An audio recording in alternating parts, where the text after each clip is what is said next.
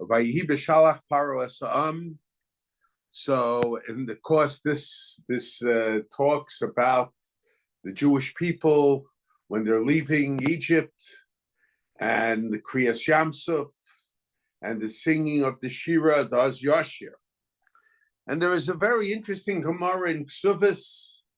The Gemara in Ksubis says that even the Ubrim, even the children in the womb of their mothers joined in the singing of shira. Now we have to understand, even if we take it literally, as it seems to be, but what is the identification?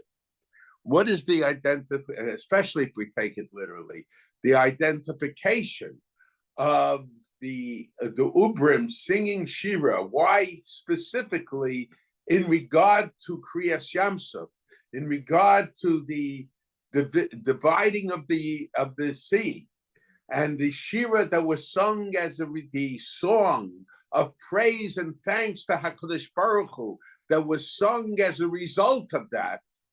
What is the connection between the Ubrim and the idea of the shira, of the singing of the song, thanking HaKadosh Baruch Hu, and praising HaKadosh Baruch Hu for the miracle of the splitting of the sea?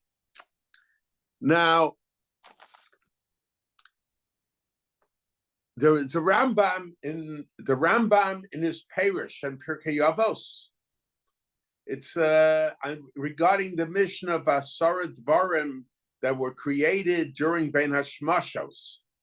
So the Rambam says something that's altogether different than the Mekubalim, than the Ramban. The Rambam says that all the miracles that took place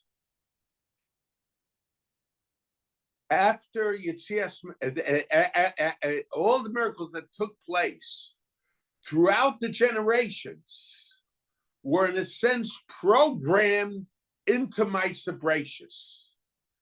That HaKadosh Baruch Hu, when he created the world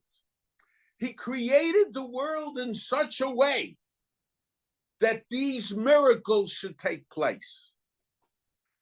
The Mekubalim have almost the opposite approach, and I've discussed this a number of times. The Mekubalim say that, on the contrary, that all the miracles that even there is no such thing as nature. That, of course, it's a mystical concept, but the world is recreated every moment, yesh me'ayin, out of nothing, just as it happened at the time of creation.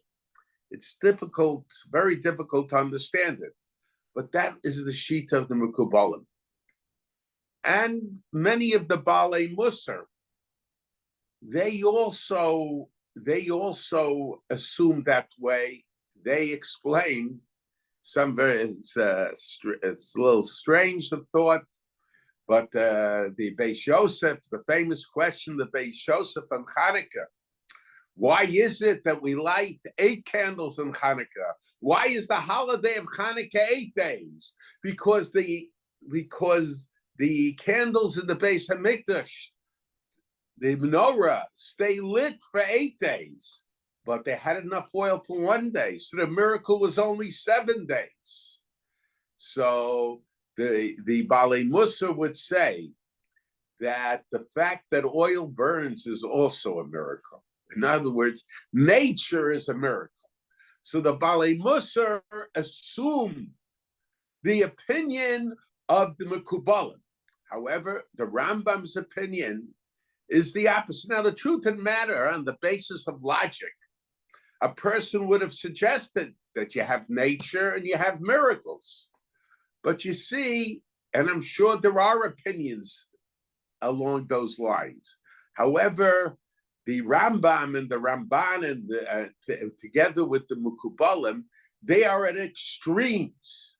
The Rambam says, in theory, there are no real miracles. miracles, but there is a concept of miracles. So miracles is only that which appears to us to be miraculous. But all the miracles were programmed into Maisa Gracious, whereas the opinion of the Ramban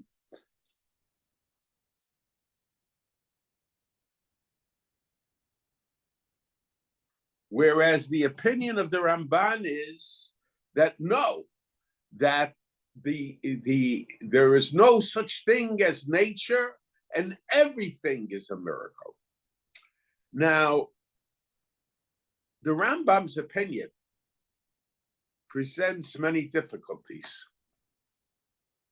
Well, the Rambam, and he cites, the Rambam cites as his source the pasuk in the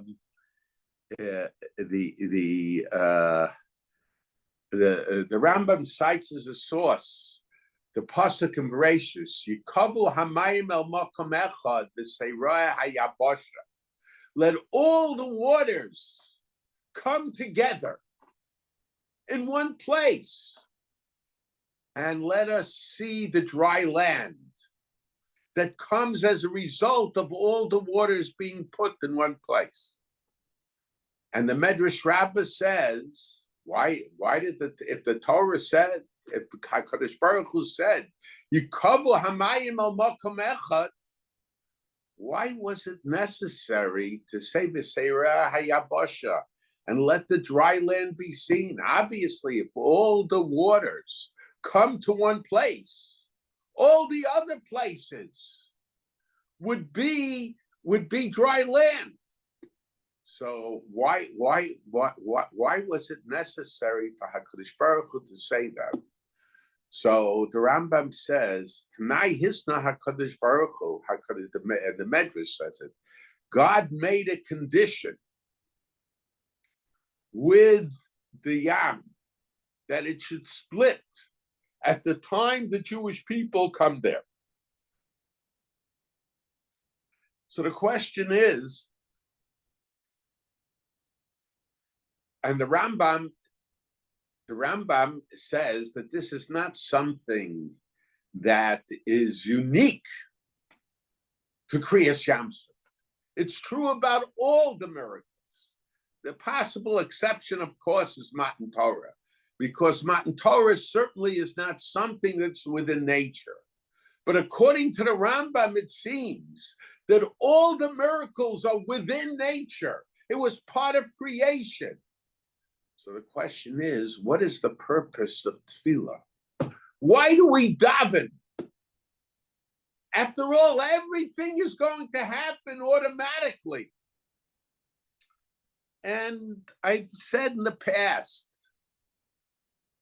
that really, very, very often scientists, when they write a report or write an article, they try to explain many of the miracles on the basis of natural science.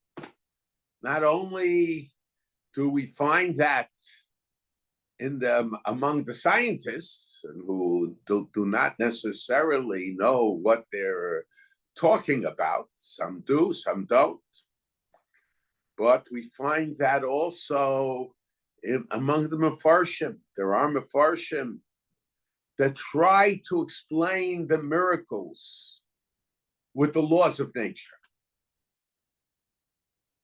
So we have to understand, the Malbim is one. I was told, I didn't see it inside, I was told that the Malbim tries to explain the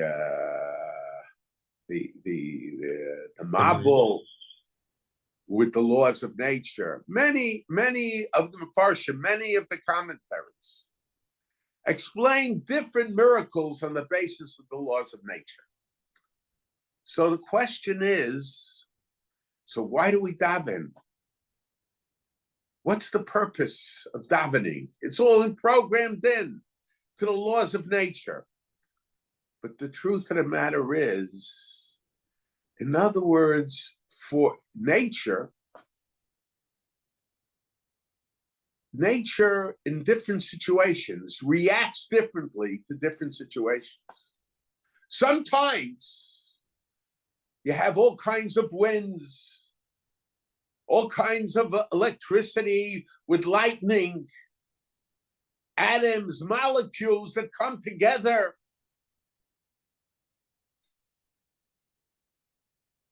And that produces different phenomena, depending how these different parts of nature came together. Just take a look at the weather report. The weather report isn't just one thing. Many things come together. The clouds, the winds. Many things have to come together to produce a certain type of weather situation. We daven to HaKadosh Baruch Hu. We're mispalel. We pray. We beg HaKadosh Baruch Hu to bring these laws of nature together in such a fashion that it could be a salvation for us and for mankind. And it's interesting, we could even suggest, and this is what I think, that HaKadosh Baruch Hu formulated the laws of nature on the basis of what would be necessary in the future for the Jewish people, and to a certain degree also for mankind, but more so for the Jewish people. Bereshis bara Elokim es hashamayim v'haaretz. Rashi says that Bishvil Yisrael shenikra Reshis, the world was created for the Jewish people, who are considered Reshis Tuasa. And this is expressive of the idea that the Beis Halevi, and I've mentioned it many times, suggest that the future is the cause of the past and of the present. And my father would always give an example for the theological approach in history, which means that the future being the cause of the present and of the past was the establishment of the UN. In other words, what was the cause of the UN coming into existence was the fact that you needed that international body for the state of Israel that was established later. So it was the establishment of the state of Israel that necessitated the creation of the UN. And my father would say the proof for it is that the UN hasn't done anything since then, besides, of course, causing a little trouble, as they are right now. So the nature was created in such a way that when HaKadosh Baruch Hu brings, because HaKadosh Baruch Hu is not just the Borei Olam, he is the one that keeps the world going. V'hu mamsi kol nimtza. So it's not only that he created the world, but he is the source. He keeps the world going. So the HaKadosh Baruch Hu created the world with the laws of nature, that when they come together in the proper form, that HaKadosh Baruch Hu brings about, that miracles will be done for the Jewish people. So the But we have to understand, why is it that the Kriyas Yamsuf is used as the example? And this is not just an example that the Rambam says, but the Medrash says it. T'nai hisna HaKadosh Baruch Hu. God made a condition. And as the Rambam understands that to mean, it wasn't just in regard to Kriyas Yamsuf, it's in regard to all the miracles. But yet, when the Torah reveals about it, and when the Medrash explains it, they bring it out in discussing Kriyas Yamsuf, the splitting of the sea that allowed the Jewish people to go through the sea, to the salvation. Now, in the past, I have mentioned the question that my uncle raised. I personally think the point is dependent upon a machlokas. But my uncle raised in his shiurim, and I attended one of those shiurim when he raised that question. He says that the Medrash says that there was a gnai to Moshe and Shishim Reba. It was to the detriment of Moshe and Shishim Reba that the first one who gave a bracha to HaKadosh Baruch Hu about the Yetzias Mitzrayim, about the exodus of Egypt, was Yisrael. That the Jewish people themselves did not sing shira when they left Egypt, but only at Kriyas Yamsuf. And the question is, why is it that the Jewish people didn't sing shira? It was a gnai. They should have sang shira. But the question is, why is it that they didn't sing shira? And in the past, I suggested two answers. And today I realize that those two answers are really one answer. Now, when the shira starts, Az Yasher Moshe Vnei Yisrael as Shira Hazos. So the first pasuk afterwards, Vayomru Lemor, they said, Ashira LaHashem ki go go. I shall sing to God, for he is exalted above the arrogant, having hurled horse with its rider into the sea. And when the Torah tells us about the song that Miriam sang, together with the women of the Jewish people, Shiru LaHashem ki go go sus v'rocha rama v'yam. Only this pasuk. Now, we're told that she sang the whole shira also with the women, but only this pasuk is mentioned. It seems this pasuk is the essence of the shira.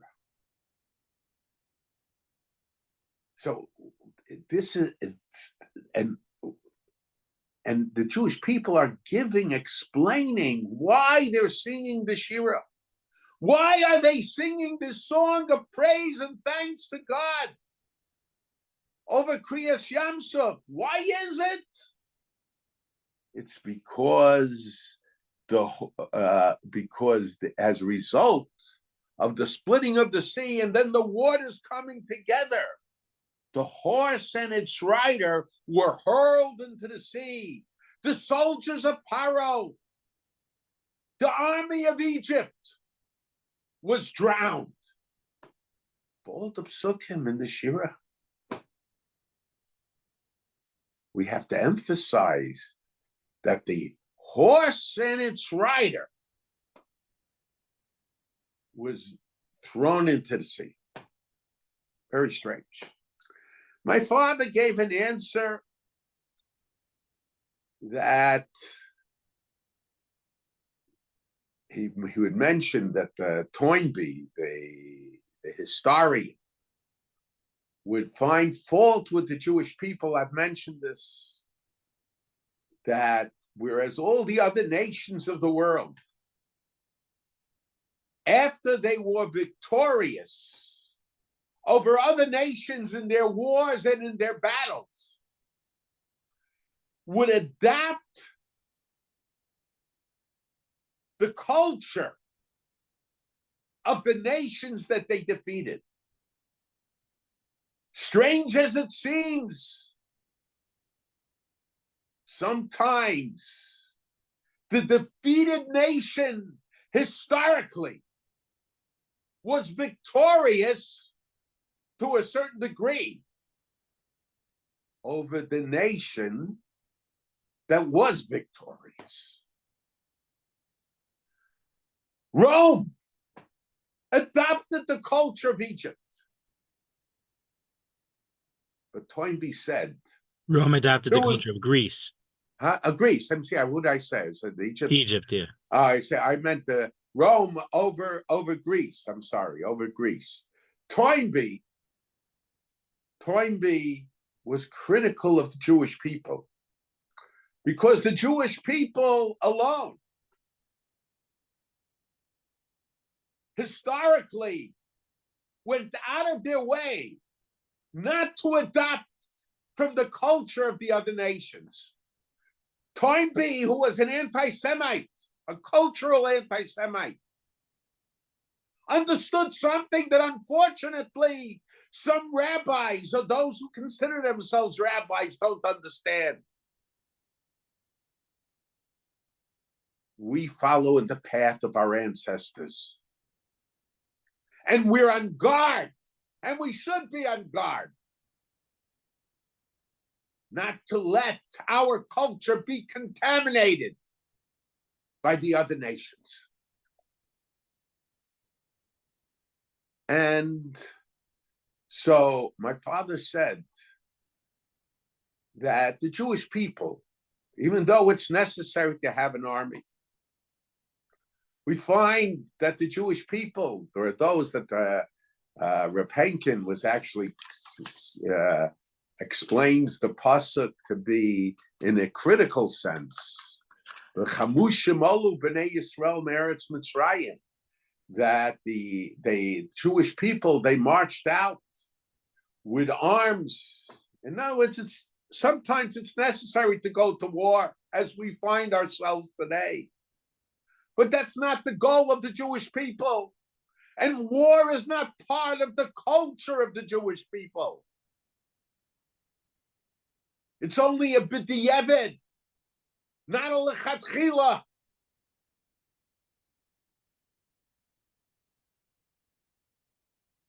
So HaKadosh Baruch, my father said that in those days, the military heritage, the military culture was identified with the horses and the chariots. And the Jewish people are giving thanks to God. The shira was Baruch HaKodesh, that they were not given the opportunity to adopt the military culture of Egypt. It's true. We have to go to war. We have to save ourselves.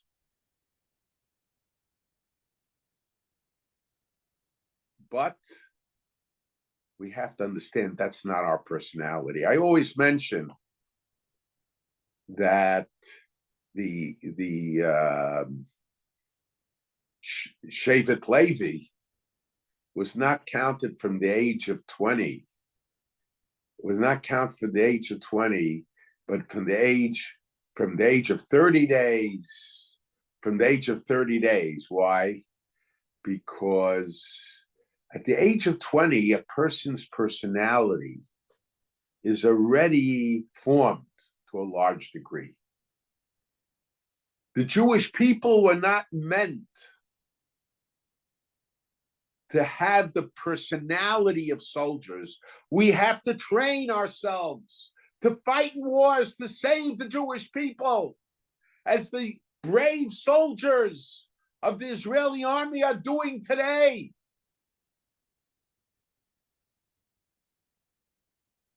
But that's not our personality. It's a b'diavad. So we thank HaKadosh Baruch Hu that we did not have that opportunity to adopt the military culture of Egypt.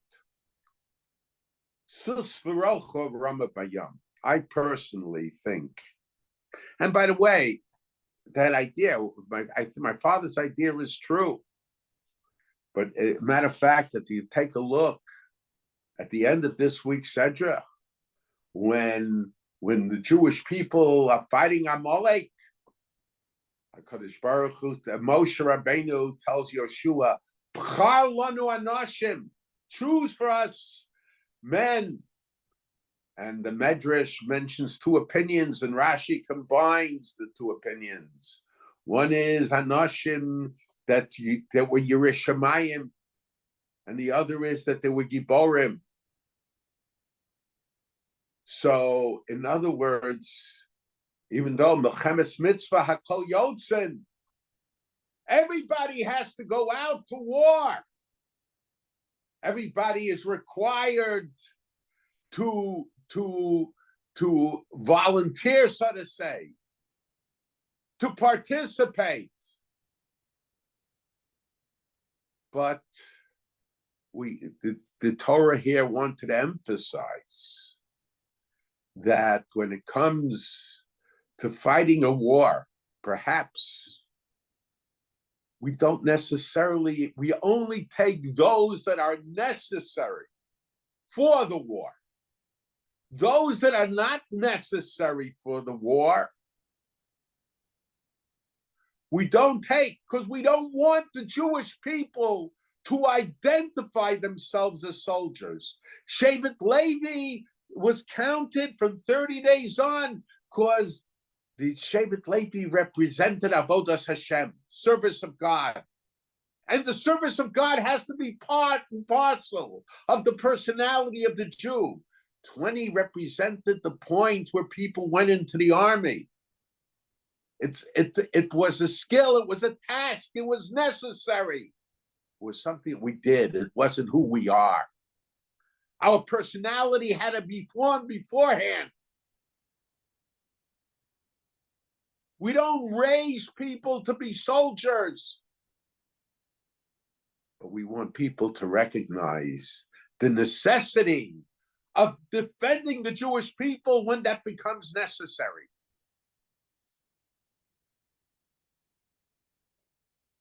So, what is necessary is necessary. But ideally, what do you use? You use people who have fear of God, people who are tzaddikim and giborim. Because the war against Amalek is not just a war, a military battle.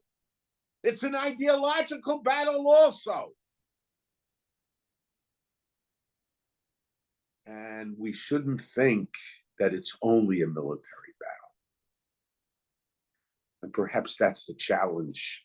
That's a challenge for the religious community, and it's a challenge for the non-religious community as well.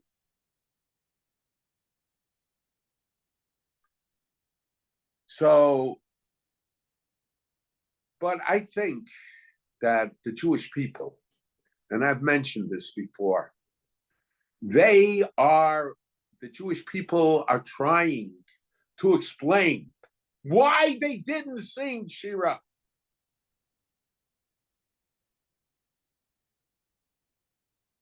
And they say, Ashir Lashem ki go go sus v'roch v'ram v'yam. We couldn't sing shira beforehand because we were scared that Egypt will be running after us as they did. And we were not prepared to fight them. We took arms out, Chamushim Ola B'nai Yisrael Mitzrayim, but we were not psychologically ready for it. So there was fear. Shira has to be out of happiness, out of joy. But it's a gnai because as they should have recognized, they should have been joyful when they left. They should have realized that HaKadosh Baruch Hu will help them. But I suggested another answer also. And I mentioned, I'll say it very short, because it's a much longer answer, and I've mentioned it many times. Shlomo HaMelech wrote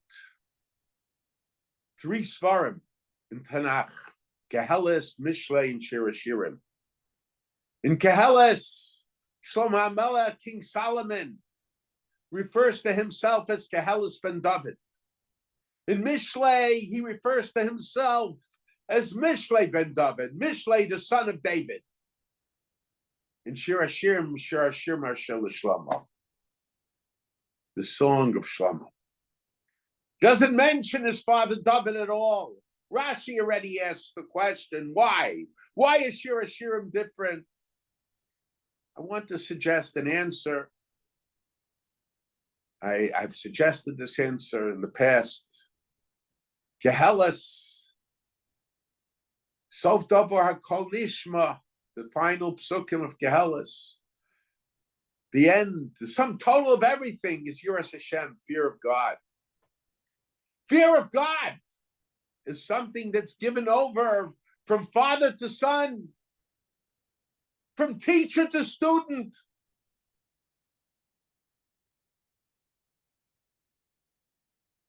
Yaakov refers to God as Pachad Abi Yitzchak,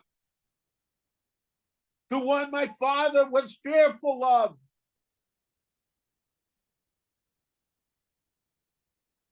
Mishlei, Divrei Mishlei ben David, Rashi says Tochacha, chastising, Musar.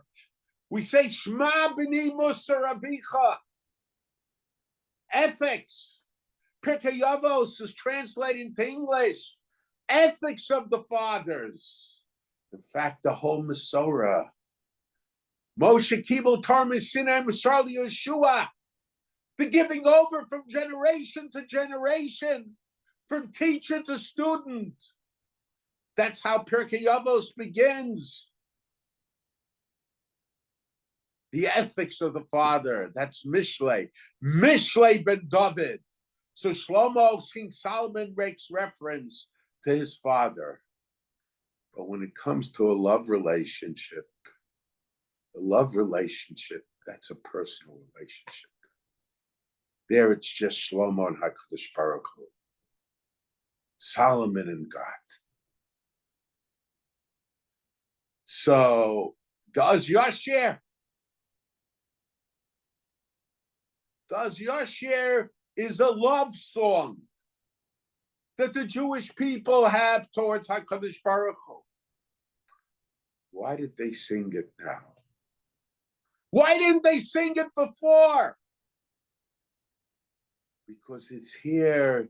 Zekeli Vanvehu, this is my God. Vanvehu, and I'll build him a base of Mikdash. Va'asuli Mikdash v'shachanti b'socham. He will dwell in our midst. There'll be a love relationship. I will exalt him as the God of my ancestors. But first it's that Keli Banvehu. There's that personal relationship. up to this point, each makkah was something separate. It was an incident. And we say by in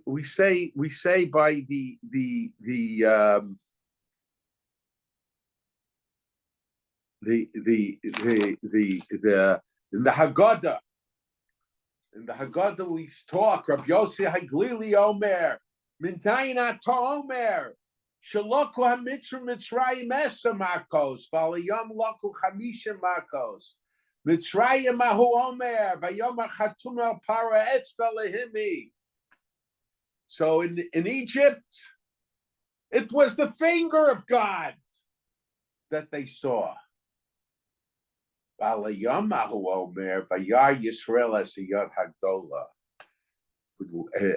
the sea, they saw the hand. What's the difference between a finger and a hand? Hand represents the full picture. I heard from my father that. A finger, that's isolated incidents. We'll take that a step further. The full picture represents that God had a relationship with the Jewish people. That God had a relationship with the Jewish people. In Egypt, they saw it as isolated incidents. But they didn't see it as an ongoing relationship. But Alayam, Hayat Hagdolah, they saw the great hand. They saw the great hand of God. They saw the full picture. And what is the full picture? The full picture is the relationship. Why couldn't they see it before? I think because they were still scared of the Egyptians. Maybe the two answers that I suggested could be one answer.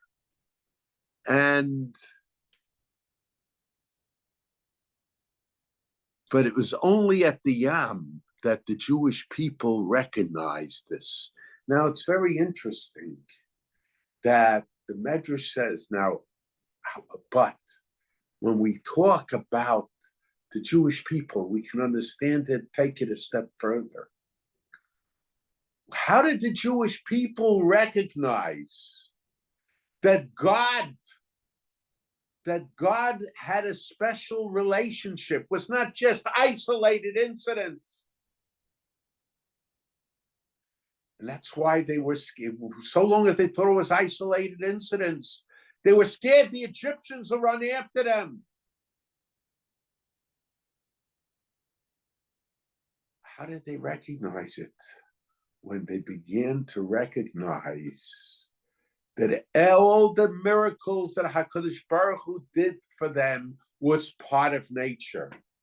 They began to understand that it was their destiny that was the cause of the way the world was created. And they began to see not just Kriyas Yamsuf, but the Asar HaMakos, the 10 Makos, they began to see as part of that relationship also. But when did they recognize that?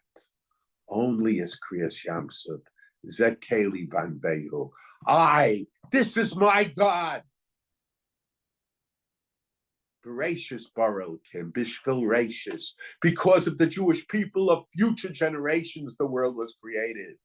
And it's very interesting. The Medrash says, why does it say Uz Yoshir? Uz is in the past tense. Yoshir is in the future tense. Why is it that way? Because in Tchias HaMesim, they'll sing the shira again.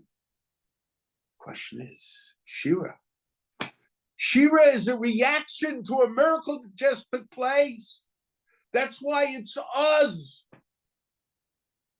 Then the Jews had to seize the moment in order to sing shira. If the Jews waited, they would not have been able to sing shira. But the answer is, there was a realization at that point that it was the future that caused the past. And when we will get to that future, the end of days, Tchias HaMesim, that represents the end of days. That was the cause, to a large degree, of Kriyas Yamsuf. So the Shir Hayam will be appropriate then also. So the idea, so the Jewish people recognize the relationship between God and them as something that began, that was the cause of Brias Olam. And it's very interesting. The Torah tells us in Parshas Ve'era, Ve'era el Avram el Yitzchak el Yaakov b'shekel shakai, u'shmi Hashem lo nadati lahem. I appeared to Avram, Yitzchak, and Yaakov with the name Kel Shakai. But my name, Yud Kei Vav Kei, I didn't reveal to them. And the Medrash tells us that to a certain degree, Rashi mentions it, God is chastising Moshe. And he says, to Avram, Yitzchak, and Yaakov, I came with the name Kel Shakai. I gave them haftochas, I gave them commitments. And they understood that they will not see in their lifetime the fulfillment of those commitments. But to you, Moshe, I came with the name Yud Kei Vav Kei. And you will see the fulfillment of those haftochas. And still you complain. Meyos basi al paro hera lo mazeh. V'hatzelo itzalta samecha. You didn't free them right away. The Yavos didn't complain. So the name Kel Shakai and the name Yud Kei Vav Kei represent two different things. Yud Kei Vav Kei, that represents the idea of Havtacha, that you'll see the fulfillment. Why? Yud Kei Vav Kei, according to Kabbalah, represents Ha Yehovah V'yiyah. God was, God is, and God will be. But when we have it in one word, there is no separation between past, present, and future. There is no separation between the commitment of the past and the present with the fulfillment of the future. So the name Yud Kei Vav Kei represents commitment with the seeing of the fulfillment of that commitment. What is Kel Shakai? Kel Shakai represents the idea of commitment that you won't see fulfillment. What does the name Shakai mean? Kel is a name of mercy. But what is Shakai? What is the name Shakai? So there are all kinds. Some say Misha Omer L'Olam Dai. Misha Omer L'Olam Dai means creation came to an end to a certain degree. And now is the continuation. Now is nature.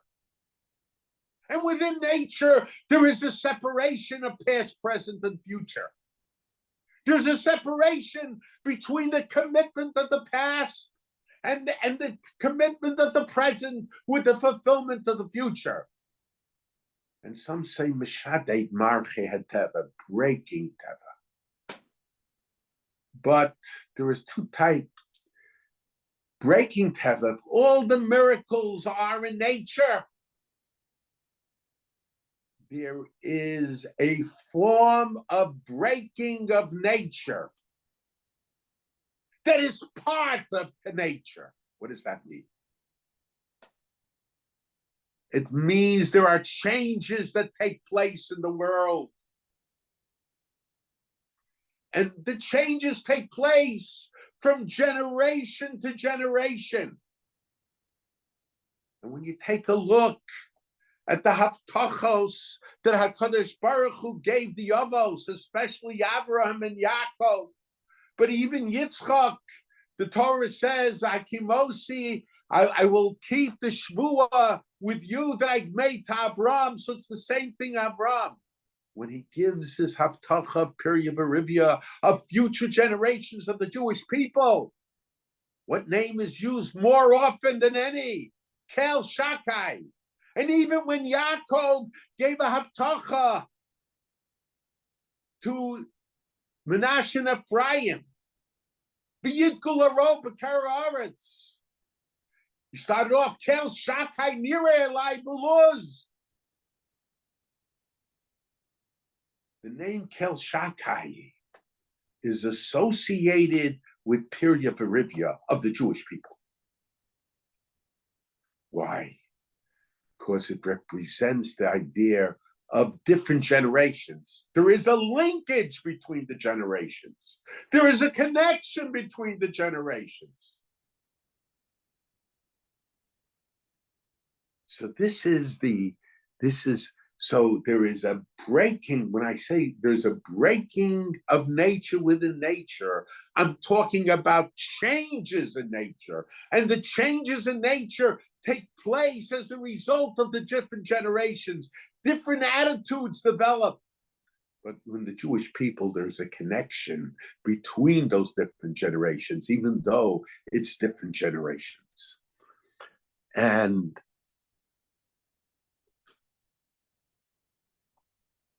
now, so birth on one hand represents Teva.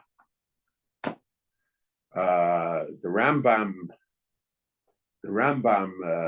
in talking about birth, that this is the derech olam, tivo shalom, birth. And as Reb Chaim explains in the Sefer, in theory, that applies not just to the birth itself. It applies throughout the whole birthing process, pregnancy, and all that. That represents nature, but it represents changes that take place within nature. So, in a sense, the Kriyas Yam, the child being born, representing different generations, that is a breaking of nature within nature. So we could suggest that that's the idea behind the fact, Makor Yisrael, that even the embryos sang the shira, because the Kriyas Yamsuf represented the recognition of the fact that all the nisim, the recognition of the Jewish people, that all the nisim, all the miracles that took place and will take place, with the possible exception of Matan Torah, are part of nature, even though they bring changes in nature. And it's very interesting, the Torah tells us that Yitziras Hablad, when a child is born, it says the Abbas Kol goes out 40 days, Kodim Yitziras Hablad, 40 days before the formation of the embryo, the moment of conception. Abbas Kol goes out and says, Ben Ploni Labas Ploni.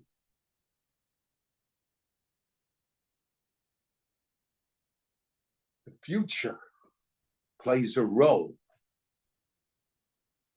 in the creation of the child. The child is created to marry that spouse. And it's very interesting.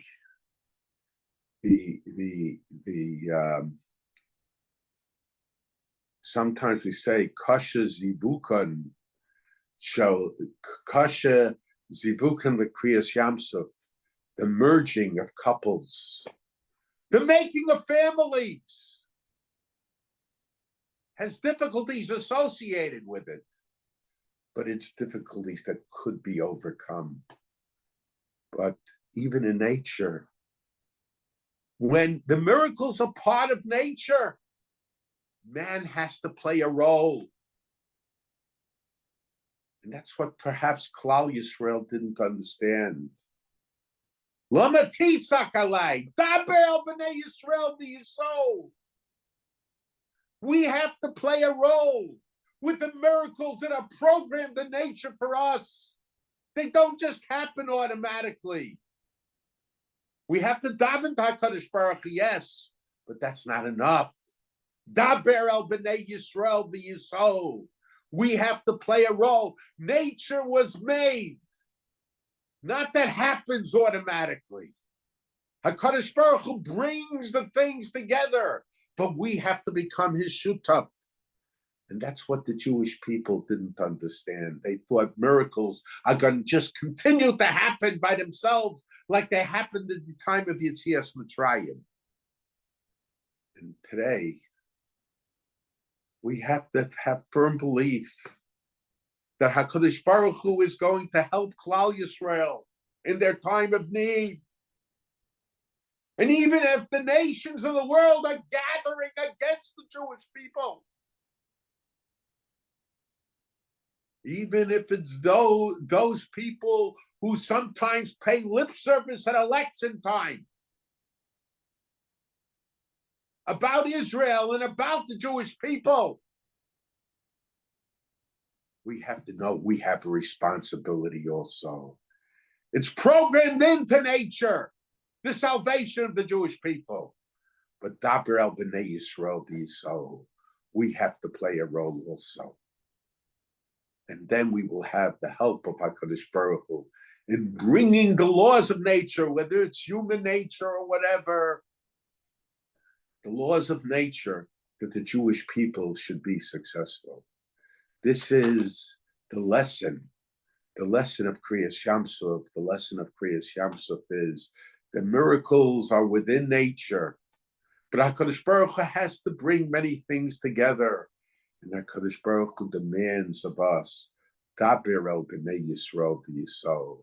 And we have to play a role, especially us in America. We can do the things that the soldiers in Israel can't do. We can apply political pressure, as I've said every week, since the invasion of the Palestinians. Don't fool yourself. It was the Palestinians. It wasn't just Hamas. Took place. The barbarity against the Jewish people took place. We have a responsibility also. Daber el b'nei Yisrael v'yisol. Okay.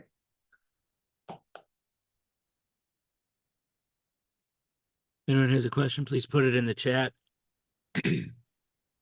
That the bas call, I never understood, because if the boy, let's say if the boy is older, so when he's being born, the bas call goes out, but the girl hasn't been born yet. I don't think it's it means from the very beginning what it means. Bas kol yotze means the girl is being trained to be a spouse to the boy.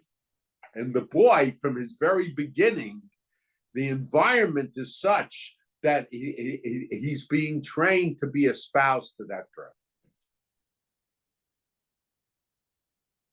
Doesn't mean literally a bas kol goes out, but the idea of bas kol means that things are formulated in such a way that such and such should happen, that they should be able to.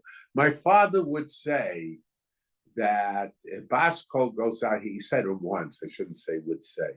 I heard it from him once. I think I was a student in elementary school. He wasn't talking to me. It was a speech, and I happened to be there. He said that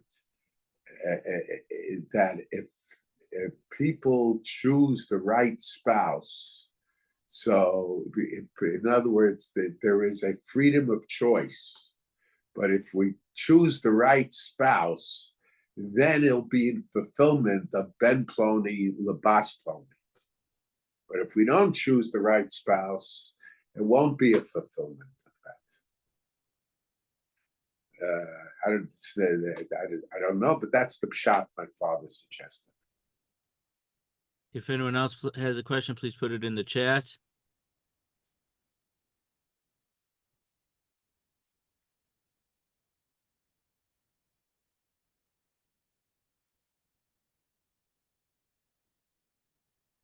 But the main idea of the shir today was that the embryo singing shira shows that when a baby is born, a new generation is a breaking of nature within nature, since it's Within natural nature, to give within nature, that's right. to give Within nature. so therefore they had to give shira because that That's recognizes right. that That Hashem they fulfilled gave his shira promises. because the Uz Yashir is the recognition, represents the recognition of God programming nature and bringing that into fruition on behalf of the Jewish people. And the embryo, that represents the idea of the changes that take place within nature. There's no other questions in the chat, so